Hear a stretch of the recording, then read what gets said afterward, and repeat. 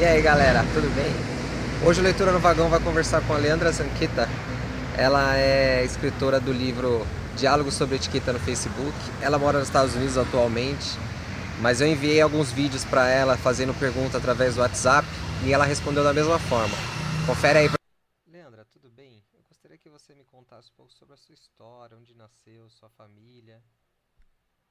Eu nasci numa cidade pequena do interior de São Paulo, chamada Fernandópolis. Vivi lá até meus 19 anos, quando eu me mudei para São Paulo para trabalhar. Eu sou a única mulher de e a caçula. Depois de 5 homens, eu tenho mais 5 irmãos, mais velhos que eu. Meu pai já é falecido, faleceu quando eu tinha 12 anos de câncer. Minha mãe ainda está viva, graças a Deus. E ela ainda mora lá, na mesma cidade onde eu nasci, no interior. Ano que vem ela vai completar 80 anos. Minha família era pobre, a infância foi muito difícil, mas isso nunca foi empecilho para mim. Nunca foi obstáculo. E eu sempre achava que eu era capaz. Sempre achei que fosse capaz. E foi assim que eu fui conquistando as coisas na minha vida. Me diz uma coisa, você sempre gostou de ler? Sempre. Sempre gostei muito de ler e de estudar.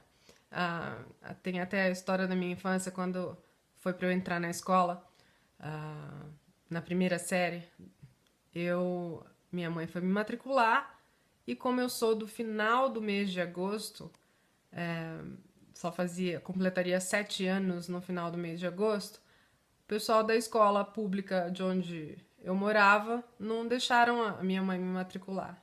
Eu fiquei muito decepcionada quando ela chegou em casa falando que eu não poderia entrar para a escola.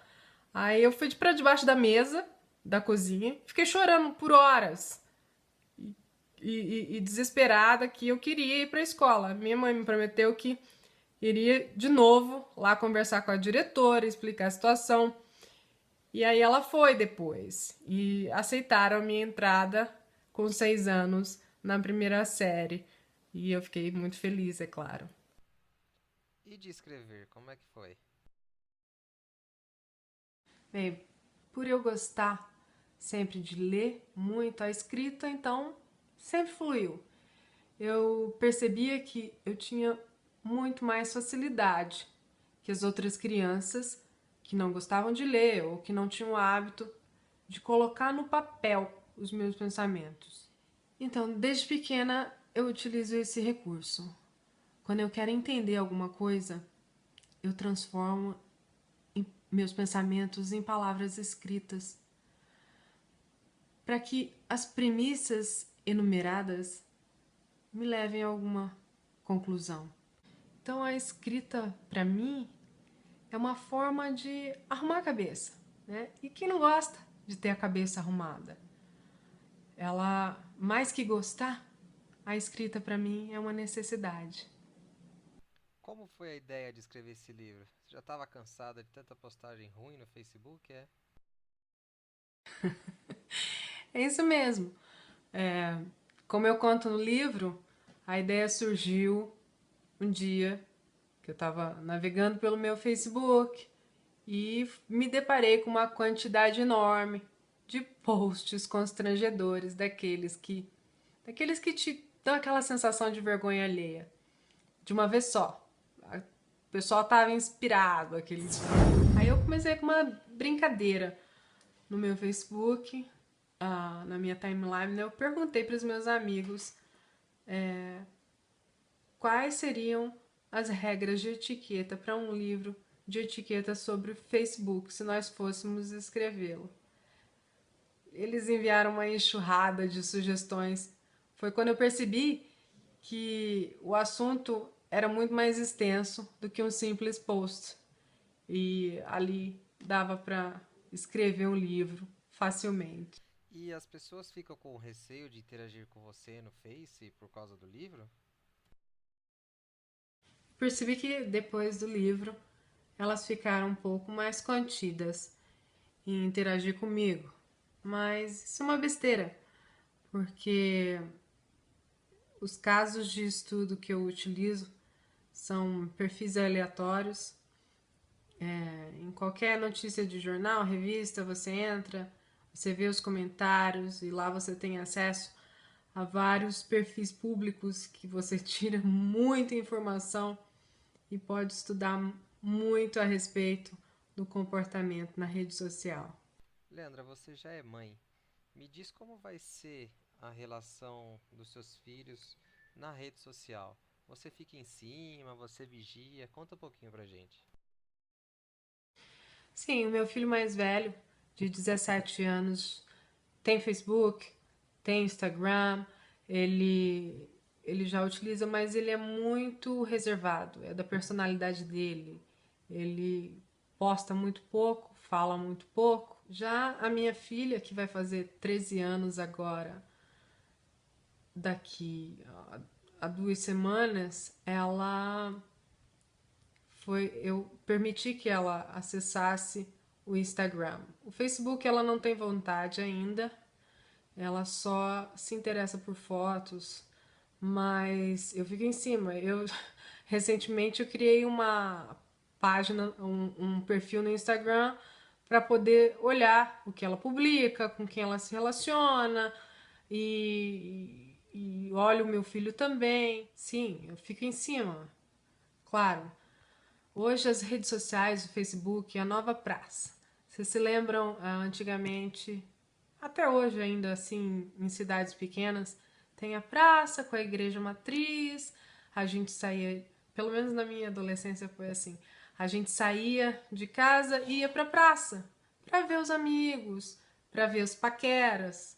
Hoje a gente faz isso na rede social, a gente vai pra rede social circular nessa praça. Então, como os nossos pais tinham que saber o que nós fazíamos na praça, hoje os pais de hoje também têm que saber o que seus filhos fazem na praça virtual, que é o Facebook, ou qualquer outra que seja a rede social que eles mais utilizem. Mas a gente tem que saber. A gente tem que. Não significa que a gente tem que invadir o espaço deles. A gente tem que supervisionar, olhar de vez em quando. E a partir do momento que a gente percebe que tem alguma coisa errada, a gente tem que tomar uma atitude na medida da proporção, na medida da gravidade do que esteja acontecendo. Porque é uma maneira da gente proteger nossos filhos. E qual é a importância da leitura para você? Nossa, leitura para mim é vital. Eu tenho que ler todos os dias. Tenho que ler e aprender. Eu só consigo ser feliz lendo e aprendendo todos os dias. O que você acha que o Leitura no Vagão pode acrescentar à nossa sociedade? Nossa, muita coisa. Essa iniciativa é muito bacana. Você imagina você entrar no vagão do metrô e no seu assento tem um livro ali, no seu colo, para você ler. Assim, por mais que você não tenha o hábito da leitura, você vai ter a curiosidade de abrir, de folhear, e algumas palavras você vai conseguir captar. Assim, por agora, a curto prazo, eu acho que vai ser uma onda muito legal. Vai ser moda. Vai estar lá, vai estar à disposição. Muita gente não sabe, muita gente tem curiosidade, mas a longo prazo a leitura no vagão tem um grande potencial de, de instituir um hábito nas pessoas. O hábito de aproveitarem o seu tempo durante o trajeto para o trabalho para absorverem conhecimento. Isso não é fantástico? Atualmente você não vive mais aqui no Brasil, você vive nos Estados Unidos, né? Existe algo que você gostaria que nós incorporássemos desse povo estadunidense? Sim, tem algumas coisas aqui que são muito importantes, que contribuem muito para o sucesso desse país e dessa sociedade. A primeira delas é a disciplina. Os norte-americanos são extremamente disciplinados. Eles correm atrás do que querem, planejam o que querem e seguem os passos até alcançarem o seu objetivo. Um outro aspecto é a autoconfiança. Aqui todo mundo se acha capaz. A educação é de qualidade. Então, a criança aprende desde cedo que se ela se esforçar, se ela estudar, ela vai conseguir e ela consegue. E existem exemplos e exemplos onde o caminho foi esse. Muito trabalho, muito estudo, muita disciplina e confiança nelas mesmas. Uma outra coisa é o espírito empreendedor e de comunidade que a sociedade norte-americana tem. Aqui não se espera pelo governo. Aqui se vai e faz. Se corre atrás. E em conjunto com isso tem o espírito de comunidade. As pessoas se ajudam muito umas às outras. A semana passada, por exemplo, eu fui na escola dos meus filhos ajudar a colocar uns boards, porque os professores não têm tempo para fazer isso. É uma escola pública, meus filhos têm ensino de muita qualidade, então a gente pensa assim aqui, eu tenho que devolver, eu tenho que ir lá ajudar, eu tenho que ajudar da maneira que eu posso, contribuir da maneira que eu posso. E assim em tudo, tudo aqui.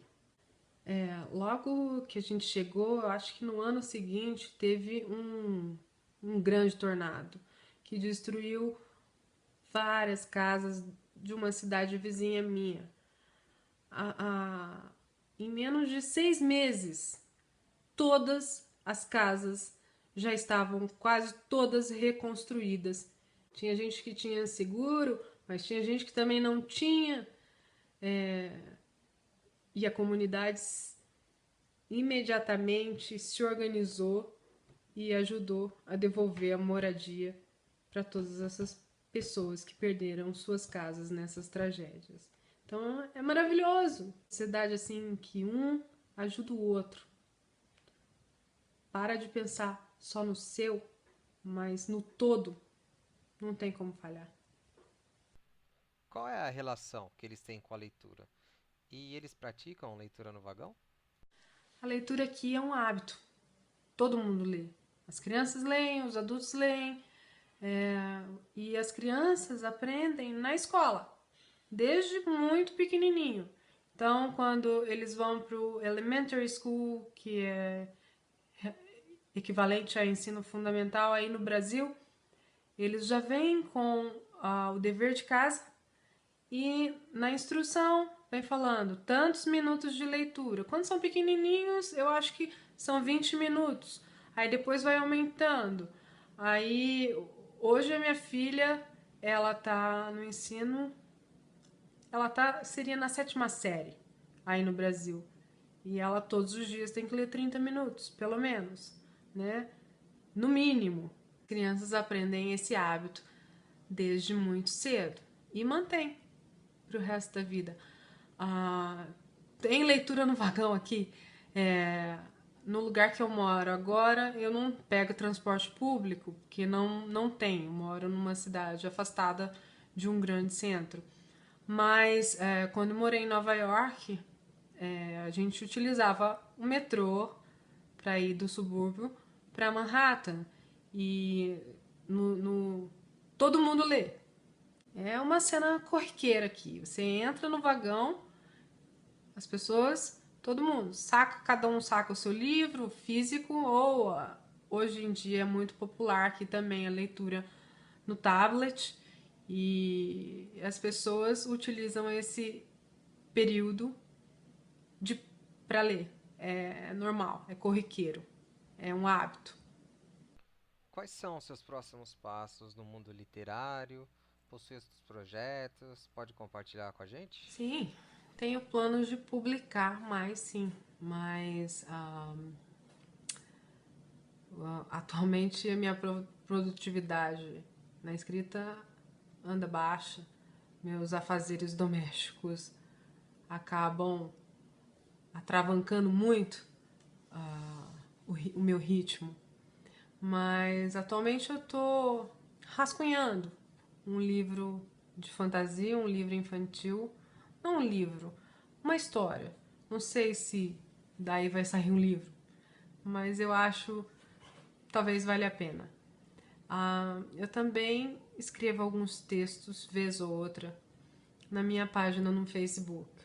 Algumas vezes são curtinhos, algumas vezes são mais longos, mas também é um meio que eu utilizo para publicar os meus escritos. E eu também penso numa segunda edição do livro Diálogo sobre Etiqueta no Facebook, mas em inglês.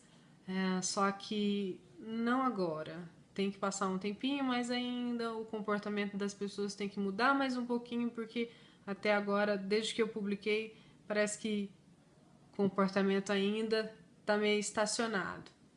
E o Facebook tem projetos de mudar algumas características do formato. Eu já li alguma coisa sobre isso. Então, quando se muda o formato, o comportamento das pessoas também, com a nova forma de interação. O que eu tenho em mente de projeto é isso. Bom, eu sei que você é uma pessoa que lê muito, mas para finalizar a nossa conversa, você consegue dizer pra gente seus top 10? Nossa, falar só sobre 10 livros é difícil, porque vai ficar um monte para trás. Mas vamos lá. Vamos começar aqui por um livro, esse aqui, Colapso, de Jared Diamond. Esse livro mudou minha visão sobre o planeta, o meio ambiente. Foi um marco. Mudou minha maneira de enxergar sobre as nossas atitudes no mundo. Foi através dele que eu decidi fazer o mestrado de Direito Ambiental. Ele que me motivou. Depois que eu li esse livro, eu fiquei com muita vontade. Os 3 livros do Laurentino Gomes. 1808, que eu não tenho aqui, devo ter emprestado. Depois o 1822 e por último o 1889. São livros obrigatórios da história do nosso país, assim, essenciais para qualquer pessoa. E a maneira como o Laurentino coloca a história é fascinante e muito didática. Um outro que eu amo, que para mim é leitura tanto para criança quanto para adulto, é Pequeno Príncipe. É maravilhoso. Esse livro você tem que ter em casa para lê-lo de vez em quando. Um livro importante agora, que eu gostei muito e que é super importante para esse momento que nós vivemos no Brasil, é um livro sobre ética, de um professor de Harvard. O nome dele é Michael J. Sandel. Ele se chama Justiça. O que é fazer a coisa certa? Tem vários exemplos de várias situações em que, acredito, é difícil escolher o certo, mas é um livro super reflexivo e para esse momento que a gente vive aí agora, vale a pena. Um outro livro que eu recomendo, que eu amo, que eu achei genial pelo formato, ele escreveu em 1881, foi Memórias Póstumas de Brás Cubas, de Machado de Assis. A maneira como ele formata a história é muito legal. Um adendo, teve aquela novela no Brasil chamada Avenida Brasil, e todo mundo elogiou a maneira com que o autor escreveu a história. Cada dia era um capítulo diferente, cada dia era uma emoção diferente. Machado de Assis fazia isso já em 1880. Nesse livro, Memórias Póstumas de Brás Cubas, ele, a cada capítulo, parecia que algo novo. E os capítulos são curtos. E ele foi genial. Um outro é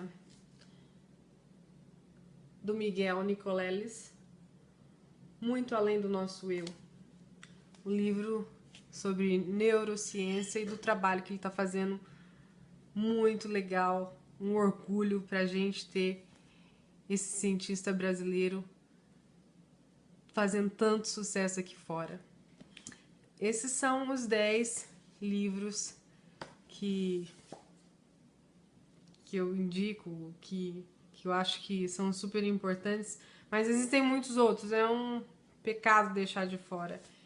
Esse aqui, em inglês, What to Do with an Idea, o que fazer com uma ideia. Não tem em português, ele é uma publicação independente, ganhou até um prêmio, é escrito por Kobi Yamada, mas eu vou ler, vou fazer um videozinho da história e vou ler e vou postar na minha página no Facebook, porque é uma historinha infantil maravilhosa, que serve para adulto também, e ninguém deveria ser privado de conhecer esse tipo de coisa. Então eu vou postar na minha página no Facebook a tradução, eu vou traduzir e vou postar. Leandra, muito obrigado por esse bate-papo. Conte sempre com Leitura no Vagão, tá bom? Forte abraço, valeu. Obrigada a você, Fernando, pela oportunidade de estar aqui. Além de tudo, mostrando meu trabalho mais uma vez.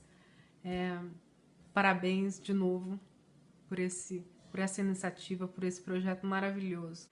Eu desejo que o projeto se expanda, se ramifique e que se torne um movimento grandioso de mudança de hábito em termos de leitura. Um grande abraço. Fique bem.